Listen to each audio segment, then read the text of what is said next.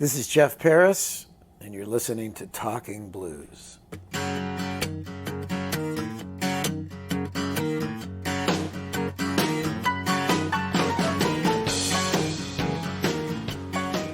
Let's talk about the art of songwriting, because I think of you as a songwriter, as a composer. I don't know if you think of that as the primary focus, but I know you're known for your songwriting. When did the art of songwriting become a thing for you? When did you realize this is something you want to do? It's very specific. I was musical from birth, and there's recordings of me at 2 singing standards on a tape recorder. My parents were just fascinated with this musicality, and so are your parents really musical? Does that come from them? they were not professional musicians. My dad was super musical, great voice, trumpet player, but also a difficult guy. And so more about that later. My mother was extremely supportive, but they were not happily married. And so this sort of soup of, they were very cultural, and my mother especially was really taking me to concerts and singing all the time and playing records all the time. And my dad was too. They both loved music. And my dad came from a very flamboyant family in New York, the Frank D. Shattuck Company. They owned Schraff's and Schraff's Candies, a millionaire family. It was because his mother's sister married into the family, you know. So there was a lot of Algonquin Round Table kind of New York cognoscenti culture going on with that. But what preceded that was the same woman was previously married to Con Conrad, who was an Academy Award-winning songwriter who wrote the Continental, which was used in commercials for, Right. the car, the Plymouth Continental, and it was sung by Fred Astaire. Now, my dad was just observing that. He became a dentist. He's a musical guy who became a dentist because he grew up in the Depression era, which transformed anybody with any aspirations to be an artist. Not anybody, but a certain percentage of the American population put their art in the dumper in order to do something. So, he loved playing trumpet. He did some gigs. Depression hit. Went to dental school. So there's a little cocktail of possible conflict.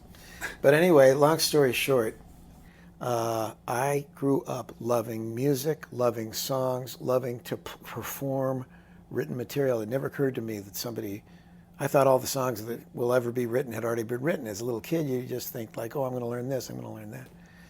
And so I did a little piano playing and then rebelled against the music literacy thing. I was a real natural. I sat down at the piano, I started playing, and then started playing guitar and became technically involved. And so I was a technically playing, singing musician who loved to expand my repertoire. No songwriting urges. I was 8 when I started playing guitar, became 12. That's the 60s. All this great music was coming out. I wanted to learn how to play all the different songs. I became more facility driven. But in my neighborhood, there was a guy who did want to write songs. His reaction to all of this music was to write. My reaction to all of this music was to learn it and play it. We became friends. He would write the songs. I would say, this would sound better if you did this. And I began to arrange his songs. John Keller. What age were you at that point? At that point, I'm probably maybe 12 or 13, something like that. And this guy was my best friend. He still is my best friend, John Keller. He wrote some big songs. We both came up together as songwriters. So my formative exploration into songwriting was more as an adjunct, orchestrating kind of arranger guy. I had, made a few modifications. They were his songs. And that continued with a guy who I went to junior college with. So that's a pattern. I ran into a guy, Jay Greska. Jay Greska was in a band called Maxis, did a brief artist career, but we went to junior college because we were trying to expand our knowledge. We need some kind of education. And back in the 70s, out in the West Coast, we didn't know about Berklee School of Music, or that there was, there was any way to get a formal music education if you weren't classically trained. That was how it worked. Was classical music of any interest to you at all? A little bit, a little bit. I was exposed to classical music. That was part of my foundation. But I didn't take piano lessons and learn classics, So the songwriting door opened as a result of a sort of a traumatic experience. So I was very comfortable helping my songwriter friend. And then we lost touch with each other when he went to college, and I went to junior college and met my friend Jay, and we spent a couple of years working together. Same thing, he had these songs that he had written. I was never like, I should be doing that. A little touch of like, God, I should really, but these are great, but they could be better. So I was more of a producer-arranger mentality about songwriting.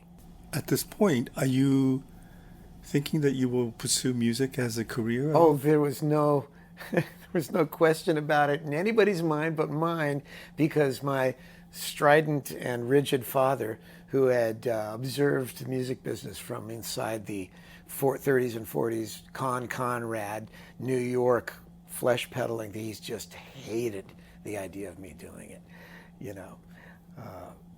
but there was no ambiguity about it. However, I was, just impressionable enough to think, oh yeah, you can't make any money at this. Meanwhile, I'm 11 years old and I'm teaching guitar to college kids. And I was in the window-filled little sunroom of a well-to-do family, and the brother of a friend of mine was asking me to teach him guitar. And well, after the second lesson, the sun was streaming in, and it was late afternoon, and it was like that moment in a, Simon and Garfunkel's song that the dangling conversation. The conversation dangled, all right, and I'm sitting in this pristine overlooking the Sunset Boulevard, and he says, so what are you going to do when you, grow up, he said, Jeff, I go, well, maybe I'll be like a journalist or a lawyer. And he went, I went, what? He goes, you're a musician, man. I went, yeah, but I can't make any money at that. He goes, yes, you can.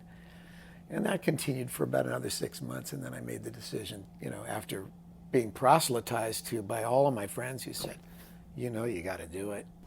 So what were you doing musically at that point? I was what were you playing 4 hours a day.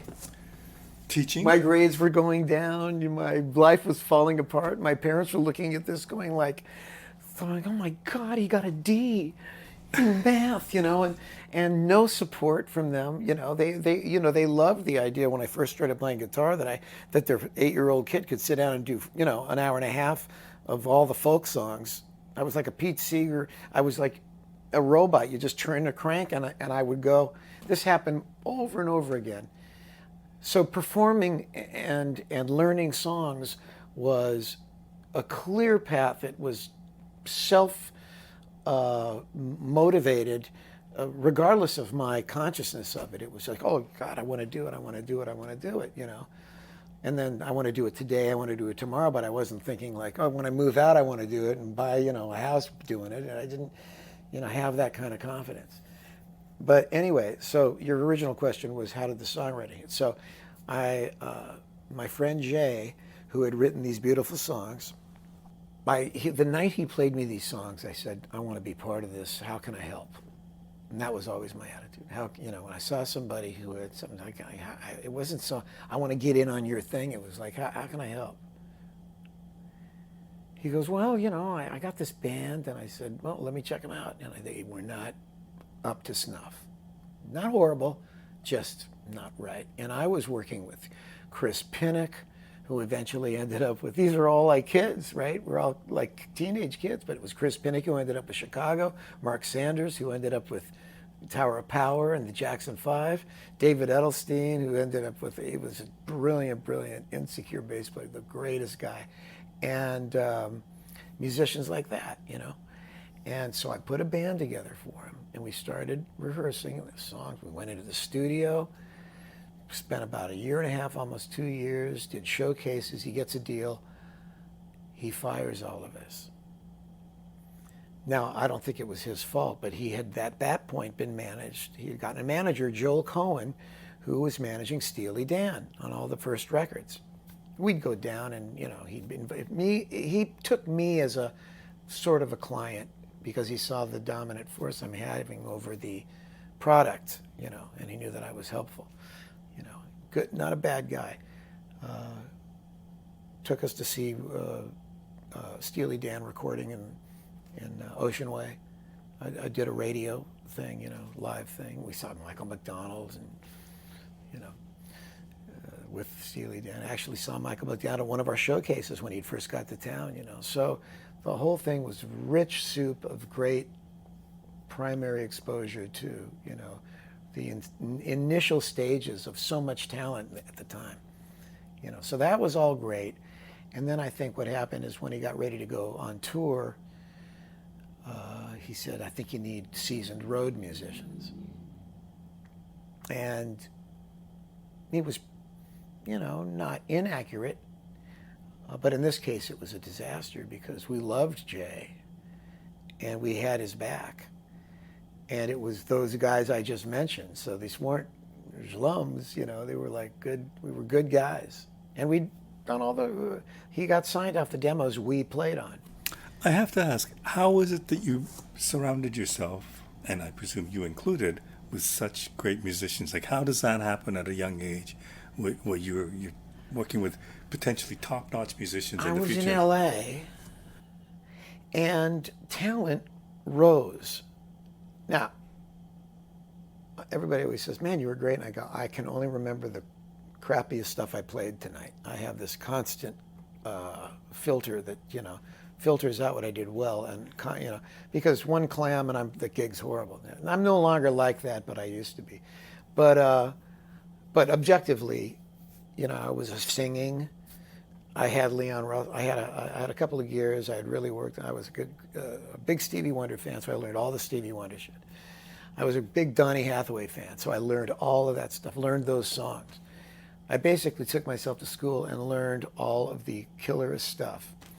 And I could reproduce it, and I could build on it, and I had my own way of doing it. But does that make you a good musician? Like it makes you a better musician than just learning stuff in school, right? You know, and everybody else was the same way. We had found each other through you know, it's like physics, you know, the gravitational pull of heavenly bodies forming a solar system that, you know, we're orbiting around the same goals. People of like mind, you know, and it just turned out that, you know, prominent musicians of note fell together. Did you know you were good? I did know I was good, but I didn't know if I was good enough. So I have but again, there's a reason for my insecurity, and I've spent the rest of my life trying to compensate for it, you know, because it's hasn't held me back to a certain extent, you know. The world's full of really great musicians who are really insecure. When this happened, when you were kicked off the band, I mean, this is a story that's been repeated hundreds, thousands. You know the story already? No, but I mean, people working towards a goal of doing a record, and all of a sudden the band gets asked to leave.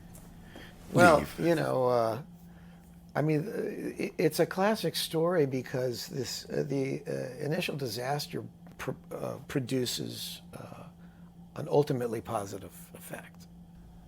But how did you feel when that happened? I get, because this is your introduction to music, right? To the music business. Well, okay, so you know, I'll pick up the story here. So we are all kind of shocked, and I had made plans to spend the summer, working with Jay on the record, and then and then we were going to go on tour. We saw the band too. It was not as good as us. They were great, great musicians. Just, it's very easy for management to not recognize the stellarness of an organic situation that has formed on its own volition. And one of the worst examples is when Stevie Ray Vaughan's manager said, "You should dump Double Trouble and just, hire guys." Like, that's going to sound better, I mean, Right. It's like, it's crazy. So we all had our kind of, we all kind of, retreated to our caves, and I basically, was just, now what, The first thought I had after I had a week of basic, like, I just, went to bed and never came out. It's like that scene in Singles where the guy, breaks up with the girl and then he just won't leave the apartment. And finally, when somebody comes and says, "Oh my God, there's boxes all," it was just McDonald's over the place. I just was really depressed, 2 years of my life down the drain, I thought, But within a week, I had this thought, I'm going to fucking write songs. Because I realized that the primary thing that had motivated this whole situation was I had seen this repertoire of songs this guy had written, and I was not a songwriter. So clearly the solution to the problem was I should be a songwriter, because the songwriter turns out to be the king. That was my line. The songwriter is king. And the funny thing about it is it's a promotion you can give yourself, because you don't work for a corporation. You're not waiting. You just promote yourself. Today I am a songwriter. Here we go. I'd sat it, so I had this piano in this one-room apartment I had, and I had a cassette machine and a whole bunch of paper, and I sat down, and it was like waiting for the doorbell to ring. Just go out and find a friend, okay? You don't have to wait for the doorbell to ring, right? You got to go out there. Nothing. I had ideas, but I was having trouble knowing what to do with them. What kind of songwriter were you hoping to be? Any kind of music in particular? Remember, I was a lover of the greatest artists, and I had delved into, again, Stevie Wonder, the Beatles, all of that. I had great references, and I knew the music as a player. I knew the music. I could play and sing. And by the way, when I sang a Beatles song, because I was a Stevie Wonder guy, I would play the music the way the Beatles wrote it, but I'd sing it like Stevie Wonder, and I'd play it a little bit like Ray Charles. I was developing a rearrangement. My love was to make a song my own. And when you can take a cover and you can make it your own, the motivation to write your own song is zero, because you are being creative. You're reharming it, you're changing it, you're delving into possibilities and looking at material as a fallow ground for your own creativity without the responsibility, of writing it. So that's very satisfying. And most people write because they can't imagine doing something so audacious to a song they didn't write. But I don't look at the way a song was done as the song. The song is the lyrics and the melody, chords, and sometimes not even the chords. So I'd already developed that consciousness. So when I sat down to write, I thought, this is going to be a piece of cake. I know 600 songs. And here's what I found out. My wife said it best. When I told her, turns out I'm sitting there and I'm going, wait a minute, okay, well, this song's kind of like, whatever, like Let It Be, it's a ballad, but, okay, now, so what exactly, how do they do that? She said, oh, well, that's like, just because you're a great race car driver, and you really are a great driver, or you're an okay driver, but just because you can drive a car doesn't mean you can go in the garage and build a car. Right. There's nothing about driving a car that relates to constructing a car from the ground up. And there's nothing about playing a song. You could go in, you could sit in a club, you can play all night, everybody goes, you're so talented. And they might not think, because you changed one of the songs a little bit, they go, did you write that third song? No, that's an Elton John song, right? So that's pretty good. Nothing about that, in my experience, prepares you to write a really good song. And, but I was on my way to discovering that.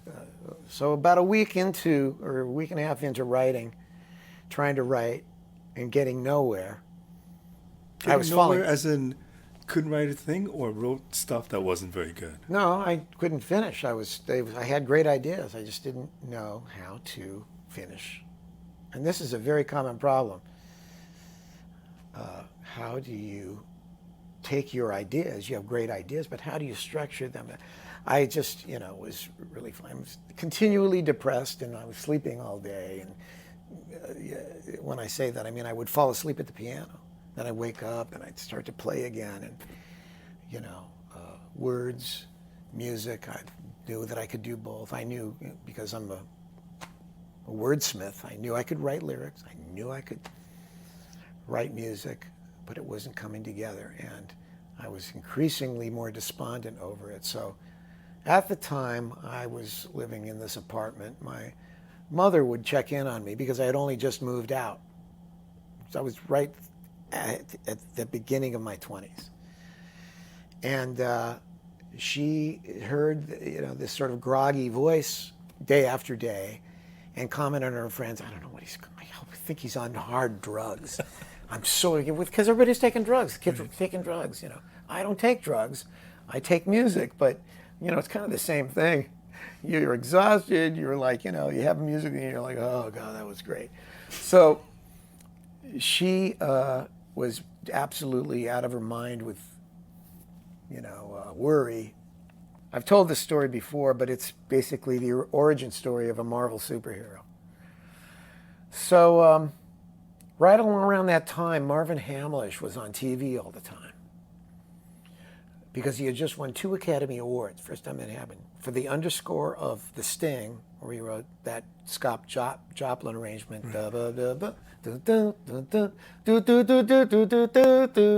right? But then the same guy turned around and wrote, memories like the corners of my mind, misty watercolored memories of the way we were. Oh, it won Academy Award.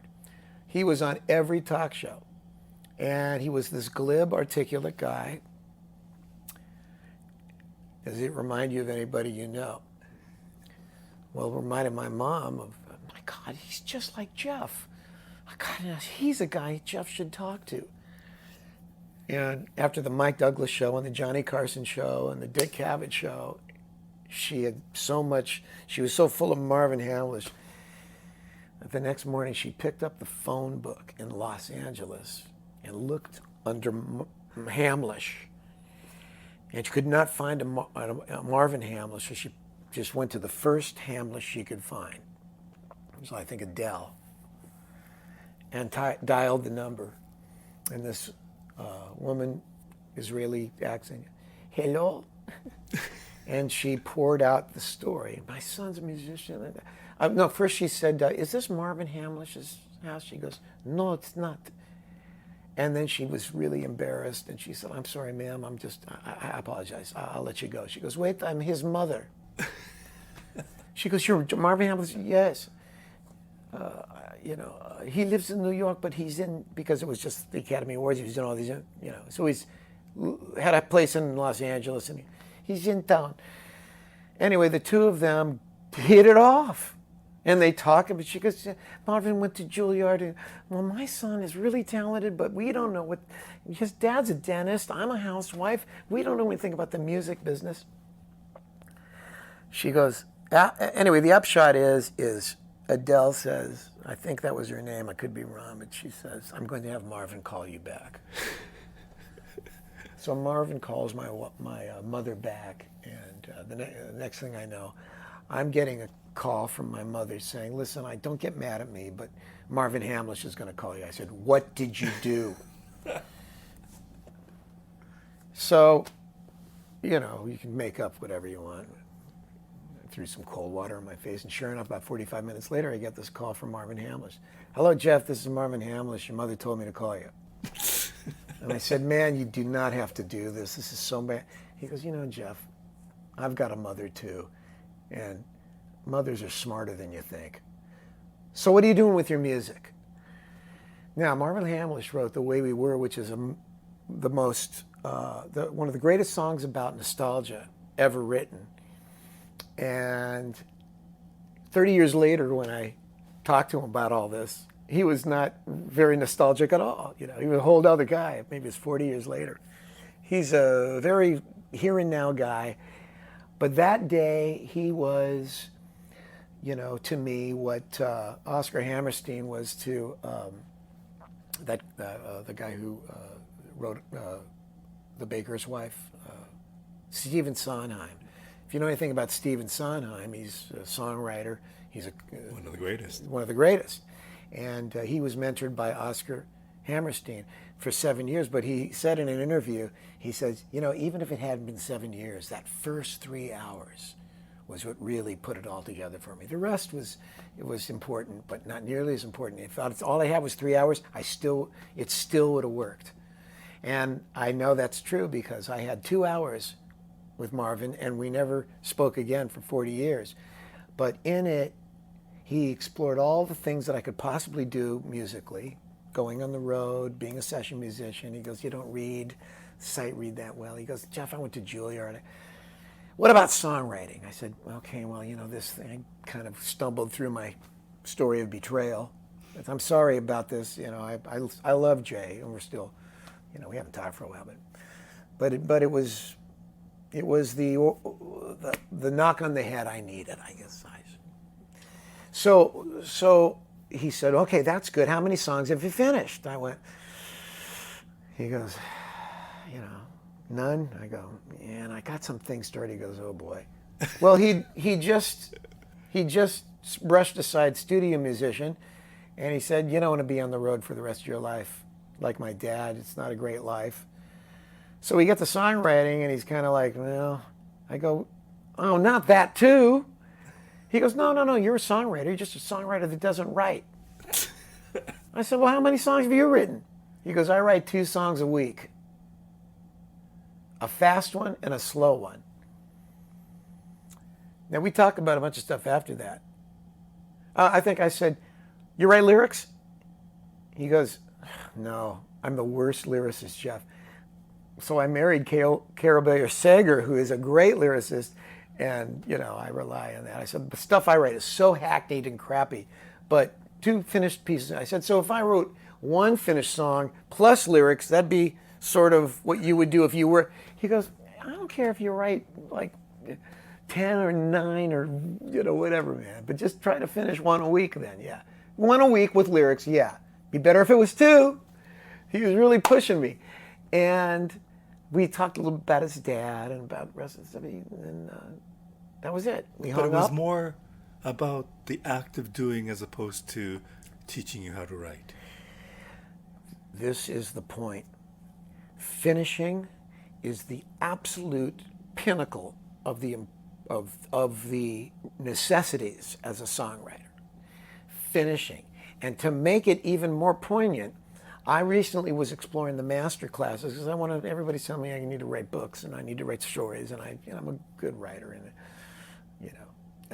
and Joyce Carol Oates, who is a great author, is one of the people who does the master classes. Well, I was never inspired to sign up for master class until I heard her description. She goes, here in my master class, we're going to focus on short stories because they can be finished quickly, and finishing is very important. Anyway, all of the same rhetoric.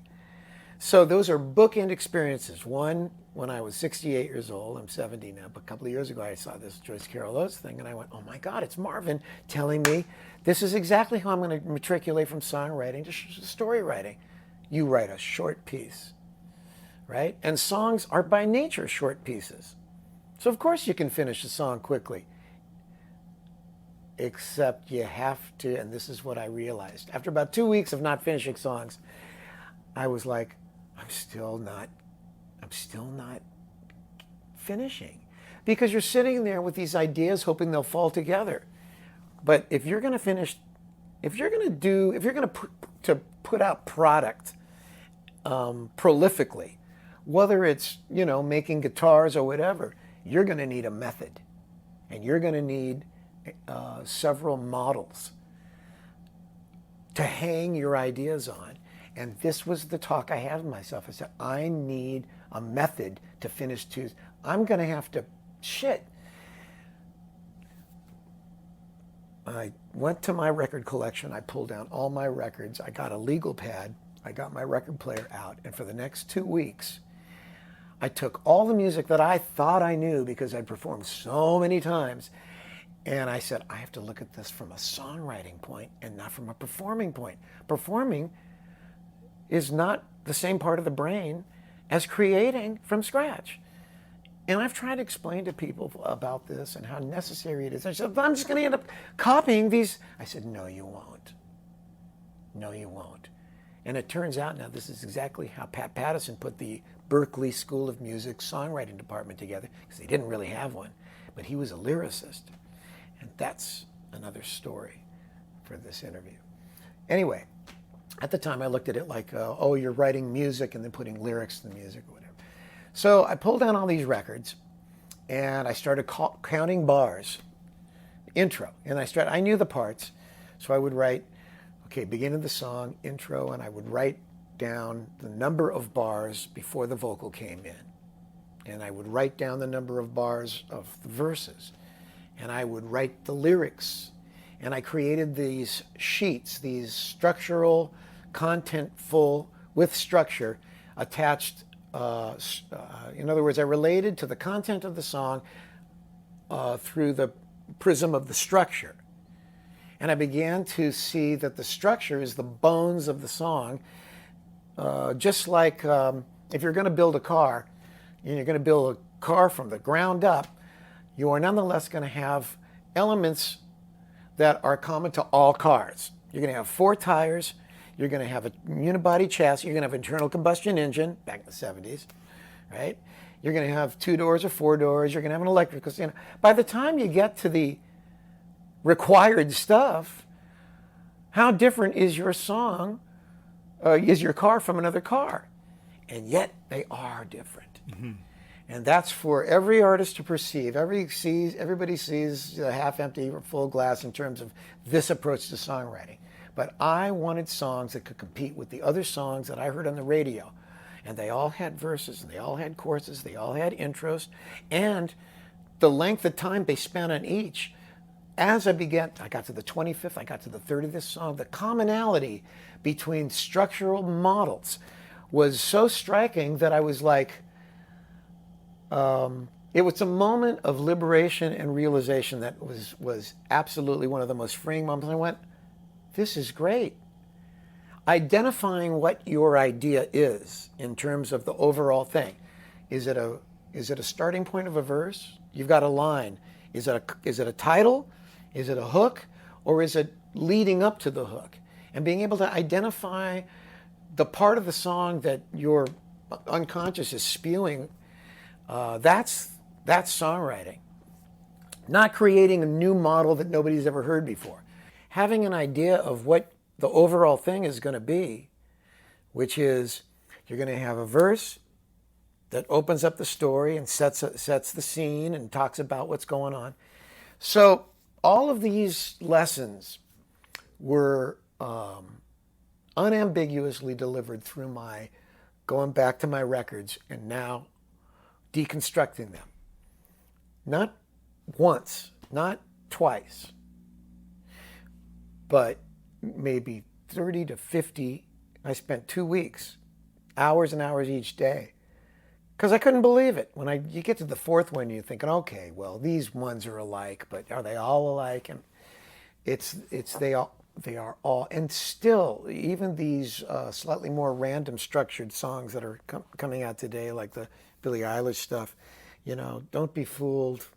They still end up being story and then refrain. That's the story and then the chorus. In other words, you Your chorus is the moral or the theme of the thing. You know, that's where you pull it all together, and you do it in a way where people want to sing along. And so that's the process I went through to go from no finishing to, I think that first, when I first realized that I was going to have a method, maybe I got to the 10th record. And I would do every single song, and I would chat. I wish I'd saved all my notes. They became more and more articulate in terms of being able to quickly see, you know, some songs start off with the chorus as the intro and then drop into the verse. Sometimes they would play the chorus music with a little lick and drop into the verse. That way you didn't give away the chorus. At what point did you think you were a decent songwriter? Okay, so the transition is this. I got to about the 10th evaluation, and I had been working on something, and then all of a sudden I went, shit, I know what to do. And I went to the piano, and I finished the song. I finished the song in 1 week. Do you remember that song?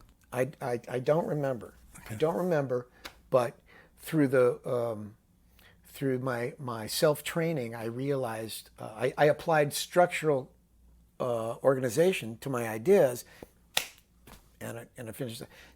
Following week, I finished another song. Fourth week, I'd 4 songs in a month. The following month, I think almost finished 2 songs. The second week, I finished 2 songs. And that lasted for about another 3. And then I finally got it to where I was finishing 2 songs. I became prolific. Matter of fact, I became super prolific because in those days, everybody was kind of like, well, you know, it comes when it comes. And I was like, But at what point do you think this is a good song? Like, out of those songs that you finish. It's funny. I didn't look at it like, because remember, the aesthetic was this. You either have good ideas or you have bad ideas. And if you have good ideas and you finish the song, you can't finish. For me, because I was looking at it like the problem isn't whether the ideas are good or bad. The idea is, did you put them in an organizational way that maximizes their, right? So the implication of what happened with Marvin Hamlish and me was, he said, you know, I finish 2 songs a week. Now, if I said, are they good? He'd say, yeah, they're good. But what he wouldn't say is, they're good because I wrote them and they're finished. So he would just say, like, they're finished.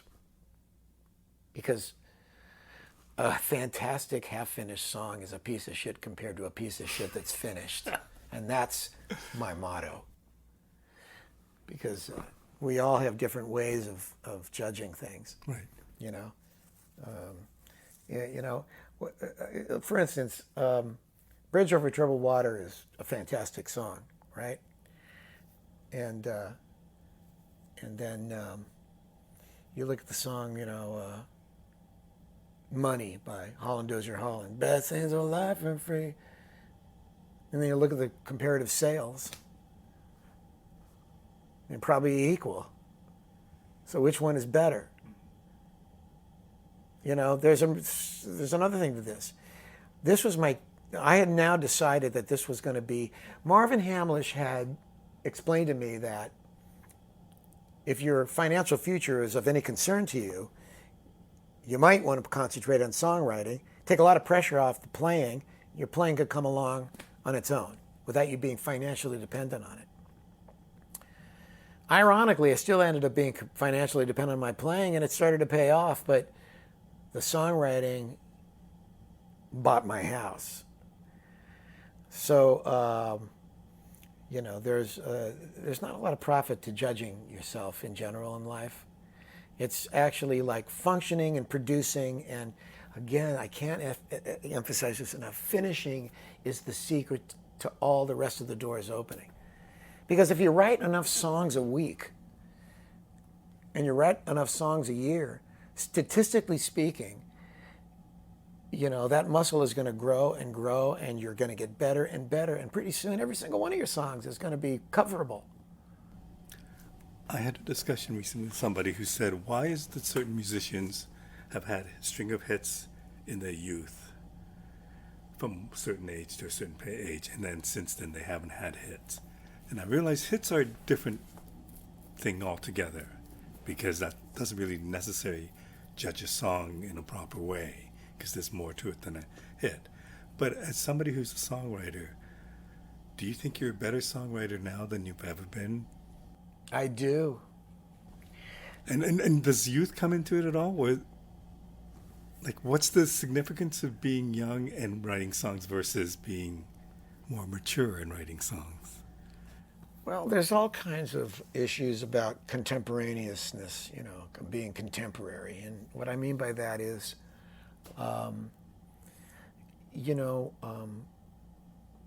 we don't like to recognize the obsolescent qualities, or the obsolescence is a big bucket in which you can dump any number of phenomenon in life. What's going on culturally with your, what do they call the certain generations? They call that the demographic, right? What demographic are you playing to? So if you're looking to sell records to young people and you're 70 years old, I'm 70 years old, there are certain you could kind of do it, maybe. It would be kind of tough because, the references. Did you ever see that movie Idiocracy? No. You didn't see Idiocracy? No. It's one of the greatest commentaries on paradigm shift of the guy wakes up 500 years in the future, by accident. He's been, in hypersleep. It's Luke Wilson is the actor. You really should do it, everybody. You need to see Idiocracy, because besides the political content, it basically, he's not super smart, but compared to the people in the future, because society is dumbed down to a degree that it's just, I'm not saying that's what's going on. It could go the other way too, But Luke says, he says something that just sounds normal the way we talk. And Dak, I can't remember his name, the actor who was in Zathura, played that. He says, he's his lawyer. He's this dumb lawyer guy. And he says, after Luke finishes explaining something, he goes like, are you gay? You sound gay. Because he's speaking with some articulation and some sensitivity. So my point is that there's a disconnect that you're not going to be able to get around unless you make it your business to get around it. Now, a lot of old guys find beards. You know what those are? That's, in other words, they'll find a younger guy to partner up with. And that guy will, bridge the gap between he needs an old pro to work with, and the old pro needs the younger guy's hipness and contemporaneous. So that's a way around it too. But at the time I was getting a serious amount of activity with my catalog. I was definitely immersed in the time, and I was appropriate for the time, and I knew the rules, and I knew what I could get away with if I wanted to go a little bit far afield. That was my fun thing, was to slip in really hip stuff. But so is this the time when we're talking about more the hard, heavy metal rock? Well, you got to remember, when I first started writing, it was disco era, and I wrote R&B. I was always I had gone from folk to rock in the '60s, just like we all did, but it was like '60s rock, and then in the '70s with FM radio, things got a little more creative, but then it dropped into dance music. The '70s was like the '60s in terms of sexual, promiscuity, except that now it was on the dance floor with really, more flamboyant, clothes or something. A lot of dancing. And I remember Jay, my buddy, saying like, God, all they want is disco, disco, disco. And I started listening to it, and I realized there was an opportunity to channel all of my love of Motown and Memphis soul, but just, again, put different tires on the vehicle. Right?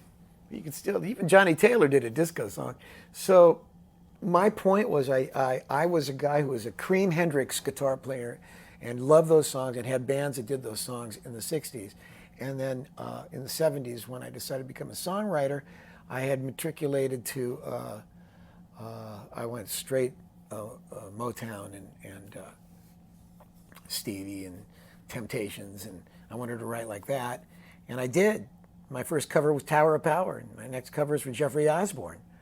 And I was signed to Almo Irving as an R&B songwriter.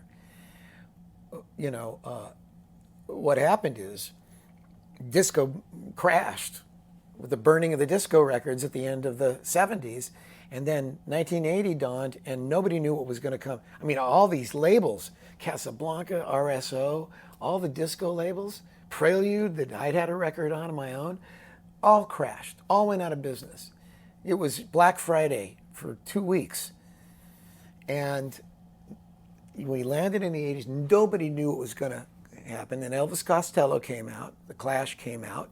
Haircut 100 came out. We thought it was going to be another British invasion of punk and new wave, the Go-Go's, right?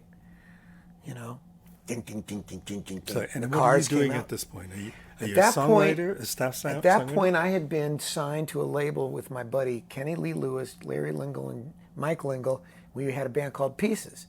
And we had come out with like Pablo Cruz style music, came out of the disco thing, and it was R&B with a little bit of rock, really creative, great band, great musicians. Put out one record, got dropped, but I'd been signed to a publishing deal. Well, I had started as a songwriter at that point, so and then I started getting covers, like lots of covers. But it was all still post-disco pop, and so by this time, you're thinking, I'm a good songwriter.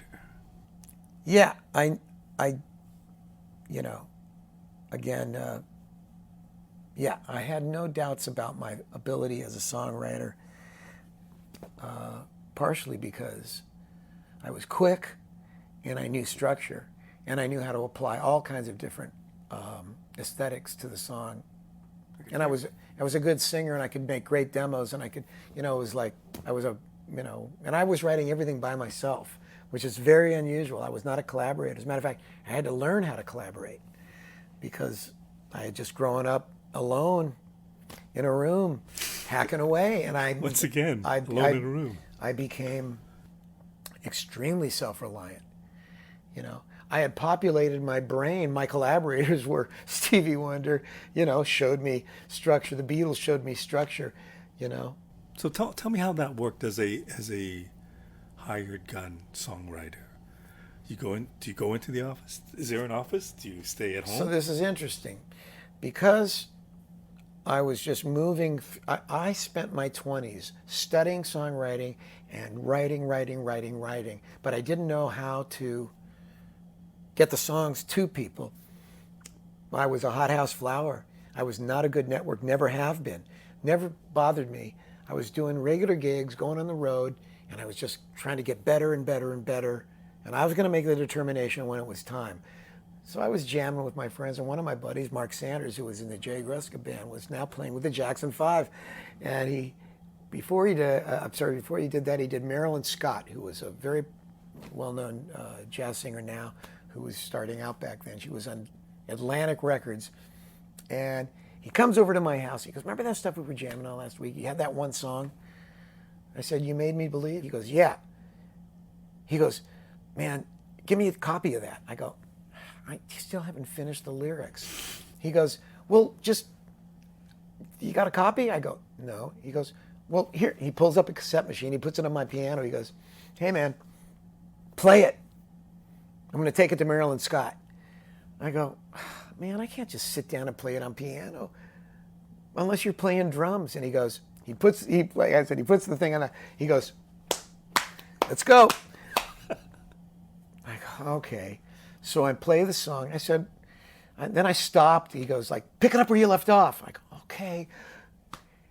So we finished the song. I la my way through the one verse that I hadn't finished. He goes, great, I'll call you later. He calls me back the next day. He goes, you're on the record. She loves it. Now, I would have never had that cover. Nothing would have ever happened to me if it wasn't for my friends.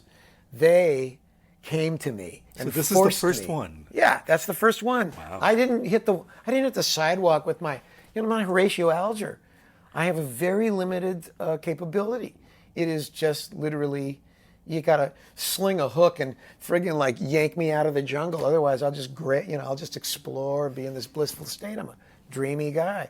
So then I got excited and wrote more songs, and nothing more happened. I went out with Dan Fogelberg, and Bill Withers, and worked on records, big records, and supposedly my playing ability, my reading ability was going to negatively impact my income, but I was really paying my rent with that.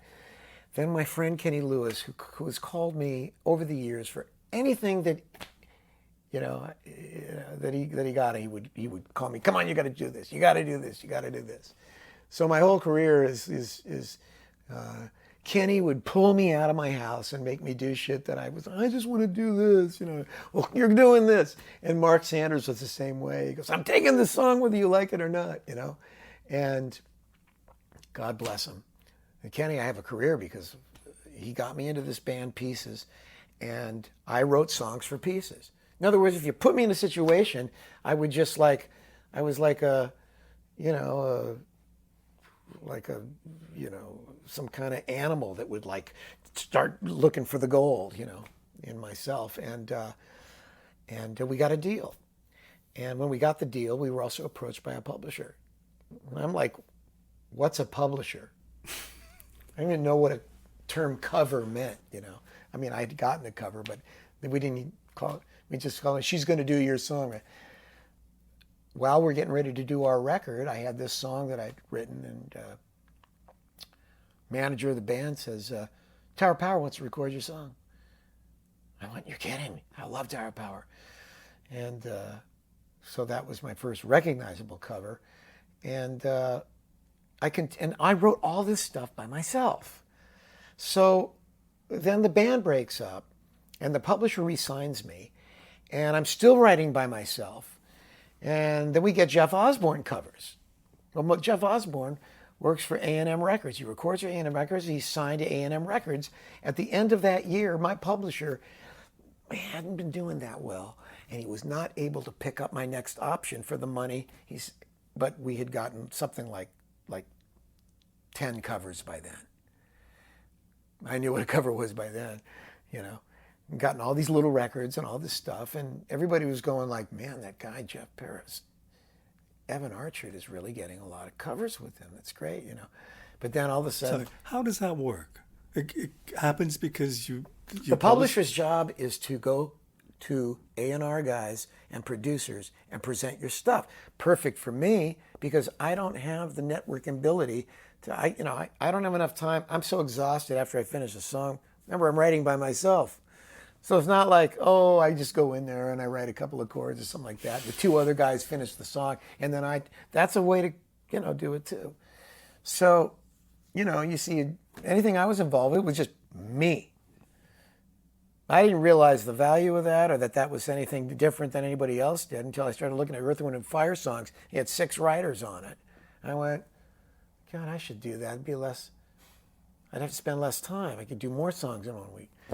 So the publisher goes to meetings, and Evan was insane. Evan would sit in the office for 2 hours to see Clive Davis or whatever, He would undergo the most humiliating treatment because these guys were all full of themselves, and they would leave you sitting in the office for hours, and he would just do it, and he got me covers. But it speaks to your songwriting ability that you would get. At the end of the long sit, we're going in and then getting the cover, that was good for him too. The next time he sat in the office, I guarantee it wasn't 3 hours.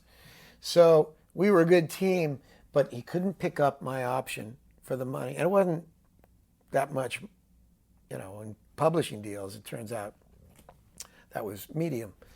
So, he said, I'd love to continue with you, but you'd have to accept less money. I go, and I'm willing to do that, but let me explore my options. So I went to my lawyer, who happened to be Peter Paterno. Before he ran Hollywood Records, absolutely one of the greatest guys never bullshitted, and was this really easy guy to hang with. A great hang. Just a really lovable guy who was a fantastic on the side of the artist lawyer. And he made some calls. The next thing I know, MCA wants me, and Almo's interested. And the way I got to Almo was Jeffrey Osborne. I called him up. I said, man, you know that white-haired guy that you took me to meet? Because we were writing together. He goes, Lance Freed. I go, yeah. You think you could arrange a meeting with me? He goes, yeah. So he took me over.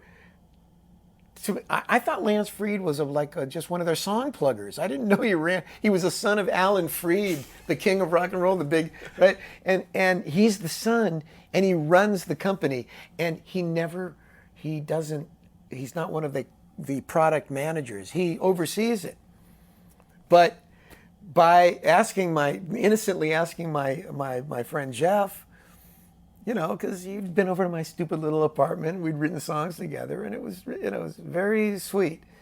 And he'd recorded 2 of my songs on his first record, cut one, side one. I had the opening track of his very first record. So I was like, he goes, yeah, come on, meet me in the parking lot. I meet him in the parking lot. He goes, come on, man. And we walk in, and everybody's looking at me, and I go in, and I meet, and he goes,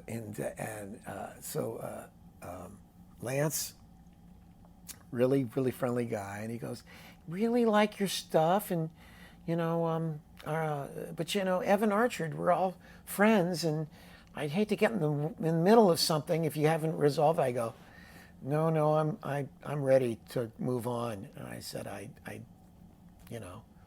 could use a little more money. I said, but I really want to be with and didn't know that what would eventually happen when I was signed over there is Lance. I said, so who do I go to with my new songs? He goes, me. And everybody was like, no, that's not who you go to. You go to one of our projects. But he wanted to get back to songs, and he had in me this kind of innocent guy who didn't really know anything. So when I wrote new songs, I would go to the president of the company, and he would go like, how come this is here? I go, because, and I'd have these really intense, I go, that's a crappy idea, Lance. And because I thought somebody else was the president of the company. Finally, I find out from his secretary, he goes, Lance is going to be in town for 2 weeks. He's, the president. I go, he is? He goes, yeah. I said, well, how come I'm with you? He just really likes you. But we've got this other guy, Alan Ryder, and he's great. And boy, was he a big personality guy. So the whole experience was of being signed to a larger company, and being part of that was a mind blower, because they expect you to collaborate with the other writers, and I didn't know how to collaborate. I was very possessive, and if I didn't like your idea, my thing would be like, I don't like that idea. And finally somebody got mad at me and yelled at me. I said, what are you yelling at me for? He said, because you don't have an idea for that part, but you just shot my idea. I mean, this is 101, right? But I had done all of my work learning how to write songs, and a lot of guys hadn't done that. They had their own way of putting it together, kind of like mine, but I had made my business of having this insane catalog of models and structures, and I could say, let's do this. It worked in this song. We can do it in our song because ours are similar. And I know just enough how to make it different so it's not copying. At this point, what's happening with your solo career? All right, so I'll get to that as soon as I can. But just to close the book on collaboration, collaboration is a completely different experience than writing by yourself, because it's give and take. I don't have any brothers and sisters, so I didn't know the first thing about give and take. It was just like, that sucks. That's the way I talked. Like, oh, come on, man. Well, you know what? Here's the thing. Let's just stop. I'll go home and I'll figure it out for myself. And I still get bawled out for running away with the song, because once I'm alone and I go into my fucking flow state, I mean, I'm a conflicted, injured soul, but when I sit down to write a song, I get quiet, and I've built that conduit. It's just a giant door that opens. Up comes the ideas, and I just write them down. And but when you collaborate, you got to hold back. It's a group situation. It's a completely different dynamic. I'm woefully not experienced in that, so I've had to learn it secondhand. And this guy, we never wrote again, but he yelled at me. He says, when you sit down with somebody and you're writing with somebody and you're looking at the first verse and you see he comes up with a line, if you don't have a line, you write that line down because you can always come back and change it later if you got. I said, but then the next 5 lines will be based on that line. He goes, doesn't matter, Jeff. See, that's where you're fucking. I'm not going to fight.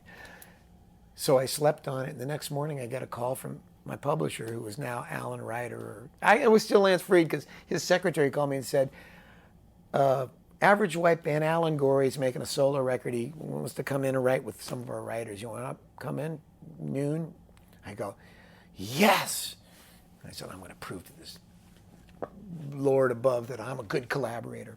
So we sit down and we have this great talk. And I said, I love your voice.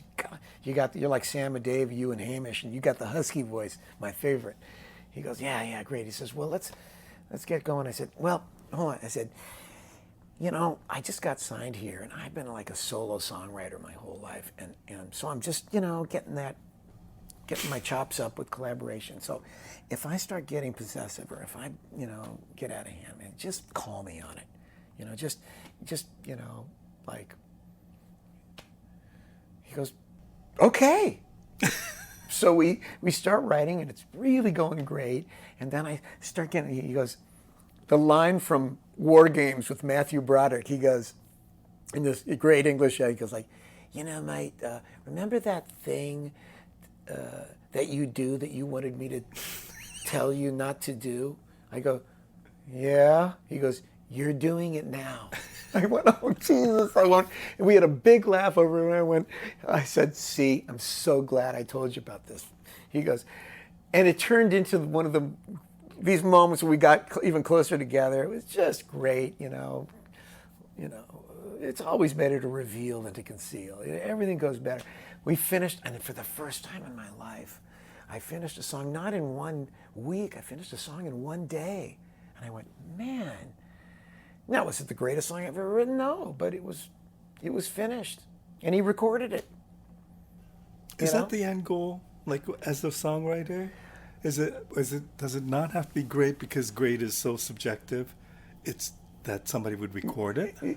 You can't control the quality of what it is you're doing by putting more and more and more time into it. I don't believe that. I used to believe that. Like, you know, it's like sometimes, yeah, you know, I mean, it's like, I have to say, yes, my experience showed me that, you know, as I say, don't put off for tomorrow what you can do today. It works creatively too. And once you acclimate yourself to it, what you tell your little kid inside who comes up with all these great ideas is like, you know, I mean, obviously if you're tired and you got to stop, then stop. So I have definitely, and I'm one of these guys that loves instant gratification anyway, you know, so it's sort of like you give yourself permission to follow the trail of the song all the way to the end, you know, and then you come back. You can always come back for the next 3 weeks and challenge yourself to improve it and change it. I'm just saying that there's an advantage to being able to get the ideas flowing and to accept what you're coming up with. But the more you do it, the more the good shit shows up. Now, this idea that you're gonna, you know, as soon as the first sign of fatigue comes up, oh, I guess I'm, you know, if you're staring at the page and nothing's coming up. I mean, there's all kinds of ways around that. Never cross out a line, ever. Record everything if you're playing music. And my newest thing is the ultimate bones of the song are the lyrics. I used to be music first, and then I would shoehorn the music in. You know, this is not necessarily for everybody, but lyrics ended up being the most musical and concrete element in the song. As a matter of fact, I always say to my once in a while students, you know, songwriting, well, it's a class that can be taught in the music department, or it's a class that can be taught in the English department. I think it might be better if it was taught in the English department, because ultimately a song, by my definition, is a story with musical accompaniment.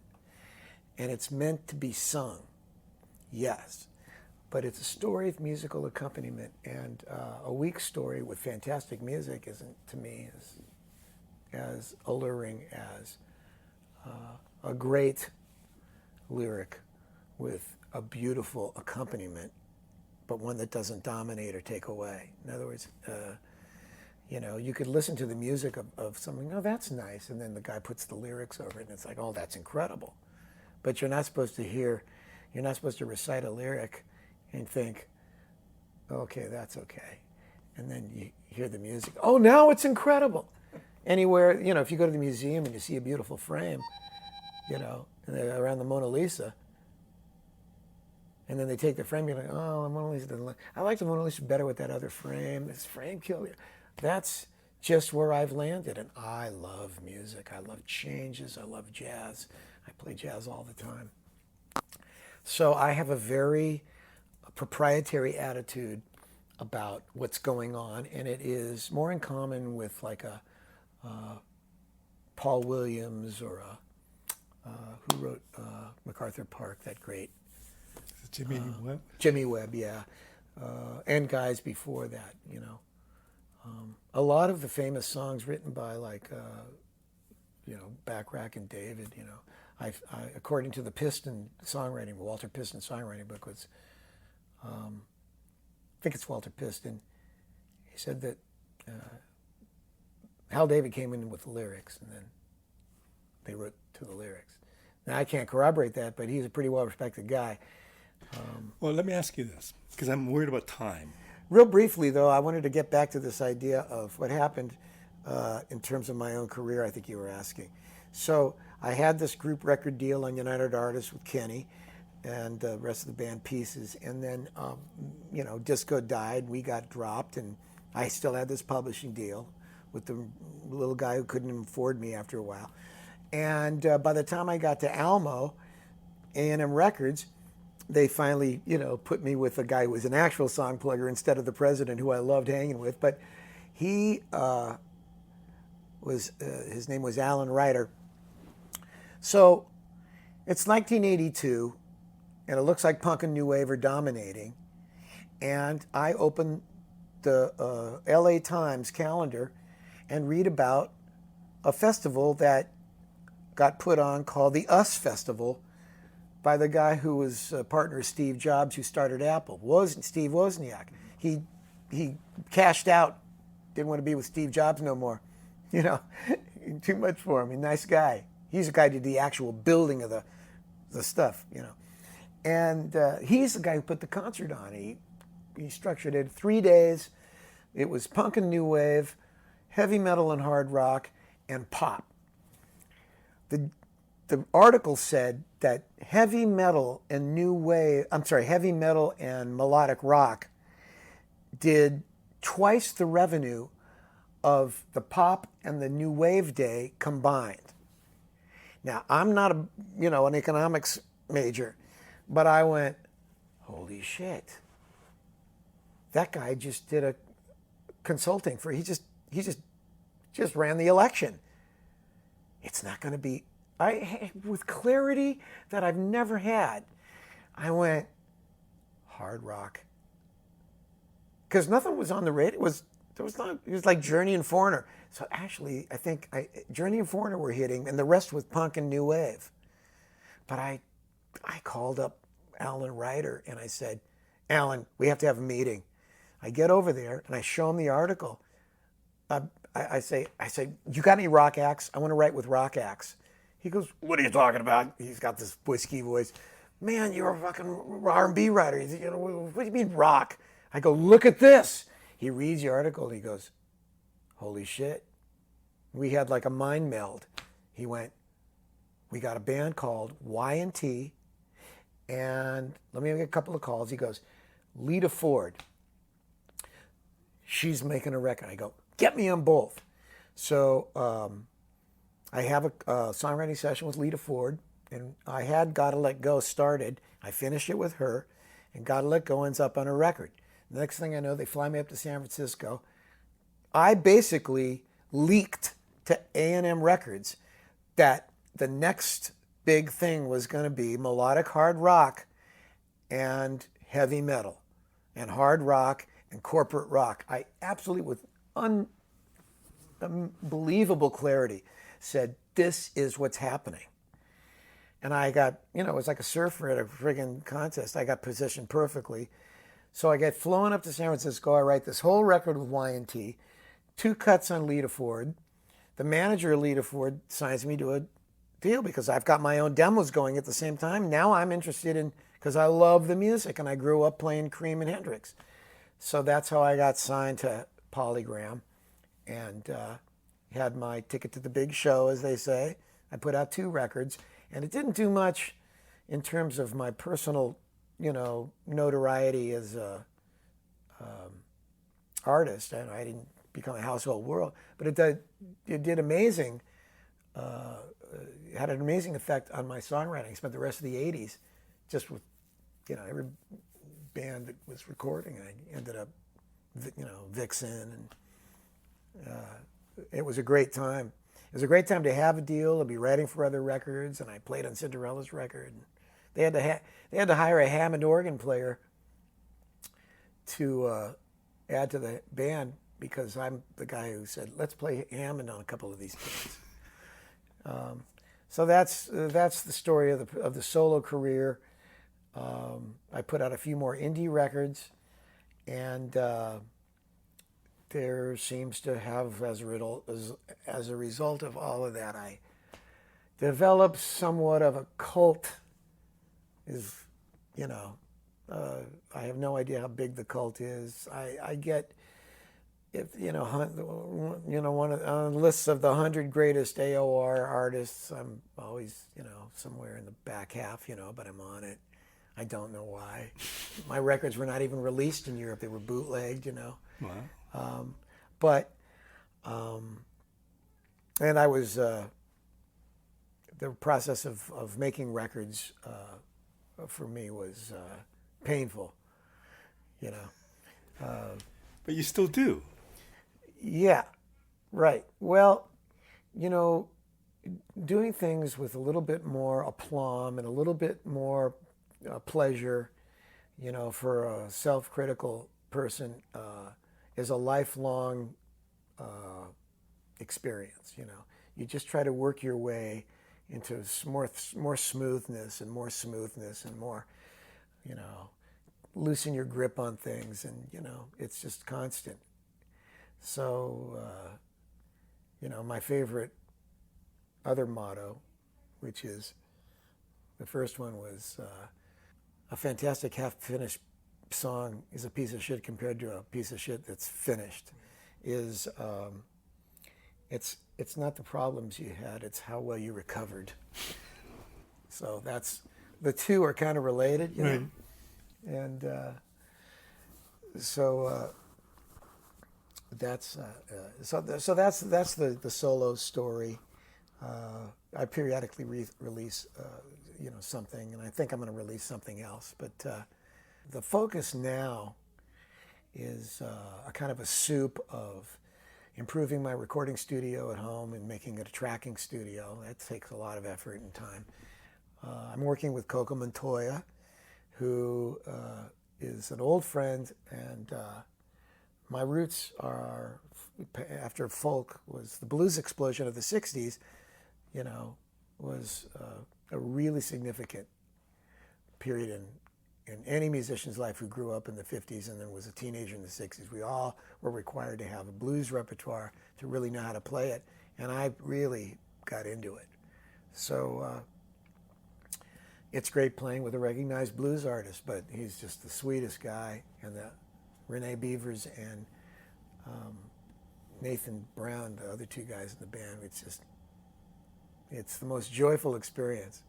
Not everybody wants to get in a van for 6 hours.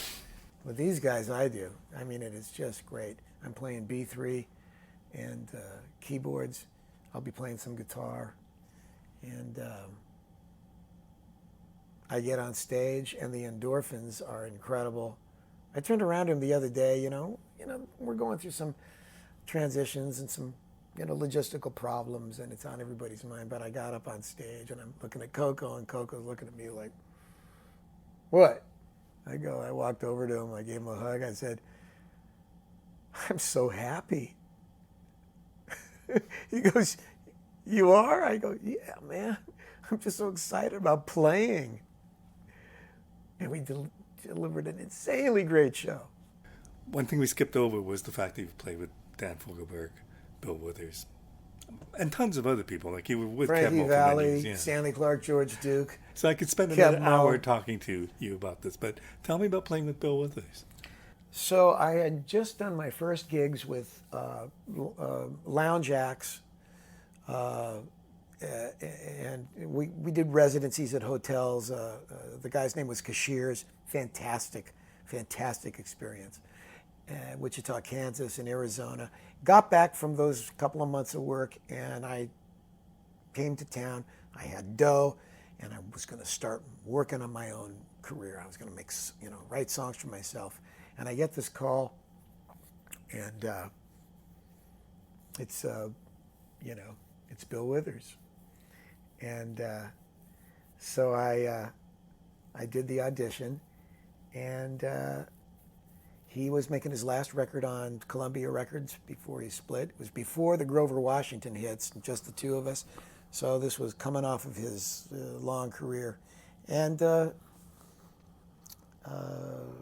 went to rehearsal. It was at his house in Benedict Canyon.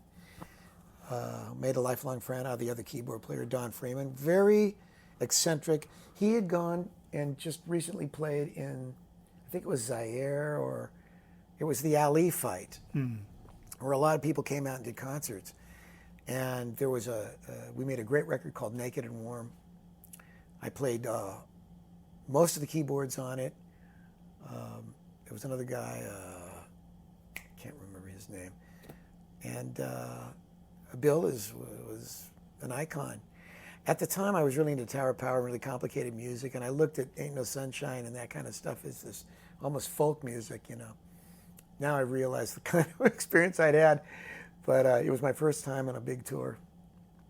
After that, there was a little gap, and then again, I think it was, well, anyway, long story short is that was 1976. 1977, that finished at the end of the year, and a few months later, I got a call from what I call the Toto B Band, which was other great musicians who had gone to Grand High School with all the same. They were all part of a mafia of musicians. Scott Shelley, Scott Edwards, a guy named Jerry, great guitar players, Kelly Shanahan, great drummer, and Kerry Hatch. They said, "Hey, we're jamming. Want to come and jam with us?" Well, I had been kind of one of these guys that, because I had really worked on, I just played and practiced all the time, and I was influenced by Edgar Winter's piano playing and Stevie Wonder's and Leon Russell, and I had all this stuff that was, kind of following the same thing as David Page. So I go to jam with them, and really went good. We did it one more time, and then I got a call from Kerry. He said, "Okay, so what's going on, man? Is we have this opportunity to audition for Fool's Gold, which is the band that backs up Dan Fogelberg. He's getting ready to go out on another tour. He just put out a record. It looks like it's going to be big. Ended up going gold, called Netherlands. And could you get over here? We're going to learn 6 of their songs, Fool's Gold songs." He goes, "Then we're going to do an audition over at the Alley, which is a North Hollywood rehearsal facility, super cushy. And I think Dan's going to be there. And if he likes us enough, we'll do both bands." So we did this insanely great audition. I mean, we really knew our shit. And we got hired by both. And this was one of the old school cushy tours of which,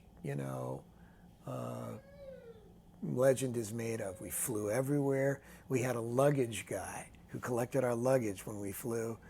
We had, it's like it was Irving Azoff, you know. So he had the Eagles and he had Dan, and he had come out with Dan. He wanted to make Dan his biggest star. We had Saturnalian feasts that looked like Beggar's Banquet.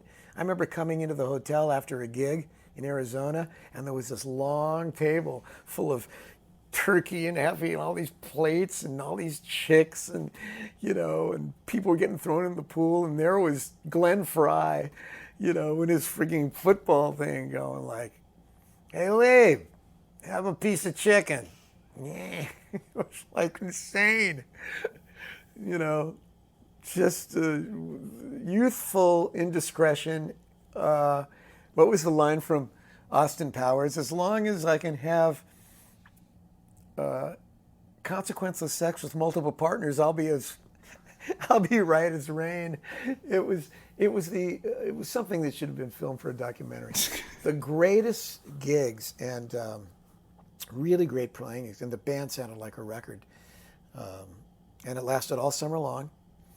And at the time I was writing songs, and actually when we were on a little break, Kelly, the drummer, and I went to the studio, and I remember cutting a couple of songs with them, and you know, and so that was the Dan Fogelberg gig. Let me ask you this, because I got to wrap this up, but you've had the opportunity to work with so many great people, either writing songs or touring with them. What is it about you that gives you those opportunities? I don't know. I refer to myself as the Forrest Gump of rock. You know, in Forrest Gump, he was privy and put in these positions, not through his incredible intelligence, but through some metaphysical, he was a cog in a larger wheel. And I don't understand it. I've been on stage and in situations in which, by my own estimation, I had no business being in. And another great musician was talking about that. You know, I was like, you know, that guy Scott who does the bass lessons said that I was on these great gigs and I have no business being on. But clearly we did have a business being on it. Maybe right place, wrong time, or maybe there's some deeper cosmic thing, you know, that they're just an aura, you know, where I walk, you know, in, you know, but I know I was like in Liverpool with Dave Stewart one night having dinner, waiting for Ringo to show up. I'd been hired by Dave Stewart because his music director had heard about me and, you know, checked me out, and the next thing I know, I'm there, you know, and we didn't get along ultimately, me and the music director, but, you know, there I was. And got falling down drunk at the Cavern Club, and, you know, somehow made it back to the hotel, and, you know, I mean, those aren't the why you do it. It's just, it's like, all of the playing was great, and all of the functionality that you would want to be able to provide if you're a musician of service, that's why I look at it. I'm there to serve my employers, you know. And Stanley Clarke, George Duke, I had a cover on one of George Duke's records. He'd cut one of my songs. And I happened to be at the Conway Recorders recording one of my demos with my publisher, the guy who would ultimately not be able to pick me up because the finances weren't great, but great guy. And I walked in and I said, man, I need to go out, you know, I need to get some extra money. Is there anybody touring? And the engineer said, well, I hear George Duke and Stanley Clarke made a record and they're touring. And Evan had just told me that George had my song on hold. And I went, shit. Okay. And I looked at Evan and he goes like, go for it, man. You know, he wasn't worried about me. My output was insane. He wasn't going to take away from anything. He goes, you're still going to have to write on the road. I go, I can do it. So I go over, and there's a giant room full of people. It's a cattle call. They want a guy who can play keyboards and guitar. I'm going like, I could get this gig, you know. That's all I do. And I saw George and Stanley, and I walked up to George and said, "Hey, George, I'm Jeff Lieb." He goes, "She Can Wait Forever." I go, "Yeah." I said, I just wanted to know if you cut it. I'm not sure I'm really up for this, but he goes, "I got a copy in the car. You want to go hear it?" Yeah. George Duke is like Buddha. I mean, I loved him immediately. And he said, "It came out great, man." I sit in this Clinet car that was $1 million car, and he goes, "This is the first song I've ever sung full voice." Because, "Honey, it's you, sweet baby." You always sing in falsetto, right? He goes, "I sang this. It sounded great." He did a great version. I said, "Fuck, that's great." So what's going on here? He goes, "We're going to go to Europe." I know he didn't tell me. He goes like, "Yeah, we're going to do some dates." I go, "So you're looking for a guy who can play keyboards and piano?" I go, "Well, I do that." He goes, You want to? I go, "Okay." So I go back in the room, and he goes up to Stanley. He goes like, "Hey, she can wait forever." And Stanley looks at me. Okay. So they put me right up there. I wasn't in. Everybody else was in the line, and I go to the keys. First I put on the guitar, and I can't remember what we played, but my chops were up and everything. I played some guitar, and Stanley's playing. And then he said, "Come on over and play some piano." So I go over to the piano. He's got this synthesizer thing he's going to put on, so he wants him to play the comping parts. And I go, "Okay." I said, "What, you got anything you want me to play?" And he plays this part. I go, "Okay." And he steps aside, and I play the part, like, immediately. Because copping shit by ear is all I've been doing my whole life. And I looked up, and Stanley did one thing. He looks at George. He did that, "Motherfucker." And everybody looked really depressed down there on the floor. It was like, Jesus Christ. So I get a call the next day, and his manager, Herb Cohen, calls me. He goes like, "All right, man, you got the gig. You good to go?"